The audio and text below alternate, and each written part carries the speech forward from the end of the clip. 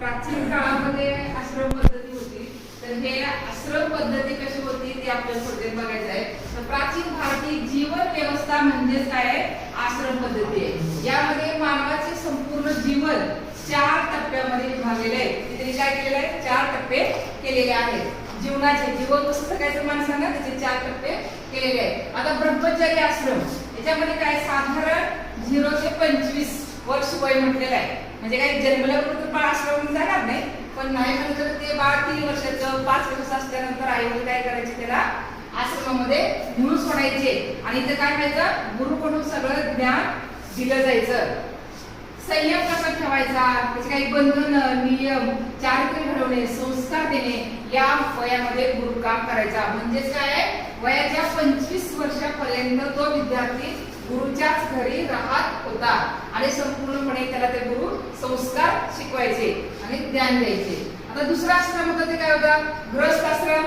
जे सगळ्यात महत्वाचा आश्रम आहे. यामध्ये वयाच्या 25 वर्षापासून ते 50 वर्षापर्यंत प्रत्येक व्यक्तीने काय करायचं आहे, संसार करायचा आहे आणि संसारिक जबाबदाऱ्या पार पाडायच्या आहेत. म्हणजे काय करायचं, तर विवाह करायचा आणि कुटुंब चालवायचं, समाजाची सेवा करायची, म्हणजे आई वडिलांची सेवा करायची, समाजाची सेवा करायची, आपल्या कुटुंबाचं पालनपोषण करायचं. हा अत्यंत महत्वाचा असा टप्पा मानला जातो. कारण या आश्रमात इतर आश्रमांना आधार देत होता. कारण या आश्रमामध्ये काय व्हायचं, कुटुंबाचा म्हणजे सगळ्या जबाबदाऱ्या पूर्णपणे तो व्यक्ती पार पाडत होता आणि सगळ्या आश्रमांना तो आधारस्तंभ म्हणून काम करायचा.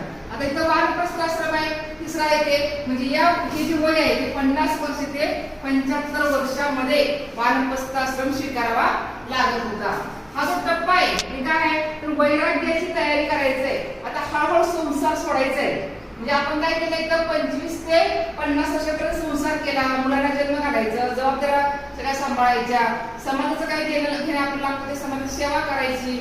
सगळ्या जबाबदाऱ्या पार पाडल्यानंतर 50 ते 75 या वयामध्ये मात्र काय करायचंय, वैराग्याची तयारी करायची किंवा हळूहळू संसारिक जबाबदाऱ्या सोडायच्या आहेत. म्हणजे संसारिक जबाबदाऱ्या सोडून दूर जायचंय आणि आध्यात्मिक जीवनाकडे वळायचंय. कुटुंबाची जबाबदारी ही पुढच्या पिढीकडे सोपवायची आहे. म्हणजे जे काही त्याची मुलं असतात त्या मुलांच्याकडे सगळ्या जबाबदाऱ्या सोपवायच्या. कधी 50 ते 75 या वर्षामध्ये हळूहळू संसार सोडायचा, जबाबदाऱ्या मुलाकडे द्यायच्या आणि आपण हळूहळू काय करायचं, आध्यात्मिक ज्ञानाकडे वळायचंय. असा हा वानप्रस्थ आश्रम. आणि चौथा येते संन्यास आश्रम.